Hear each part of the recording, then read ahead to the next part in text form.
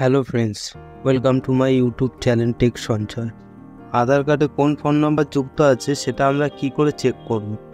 অনেক সময় কি হয়, আধার কার্ডে কোন ফোন নাম্বার যুক্ত আছে সেটা আমরা জানতে পারি না। তো সেটা কোন ফোন নাম্বার যুক্ত আছে সেটা আমরা কি করে চেক করতে হয় সেটা আমরা দেখে নেব। ফার্স্টে এই মাই আধার এই ওয়েবসাইটে চলে আসবেন,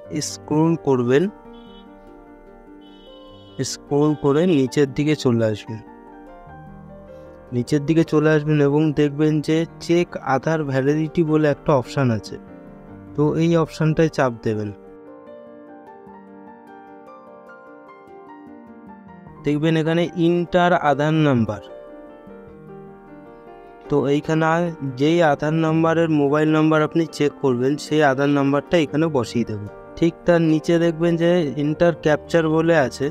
তো এই উপরেই দেখবেন যে এখানে ক্যাপচার আছে। এই ক্যাপচারটা যেরকমভাবে আছে সেরকমভাবে বসিয়ে দেবেন। এখানে ক্যাপচারটা সঠিকভাবে বসানোর পর এখানে নিচে দেখবেন নীল কালারের প্রসিড বাটন আছে। এই নীল কালারের প্রসিড বাটনে আপনি চাপ দিয়ে দেবেন। তো চাপ দিলেই এখানে দেখতে পাবেন এখানে আপনার আধার নাম্বার দেখিয়ে দেবে। আধার নাম্বার এক্সিস্ট বলে উপরে লেখা থাকবে। এখানে একদম নিচে দেখবেন মোবাইল বলে লেখা আছে। মোবাইলের সোজাসুজি এইখানে দেখবেন 3টে নাম্বার দেখাচ্ছে। এই 3টি নাম্বার হলো আপনার ফোনের শেষ 3টি নাম্বার।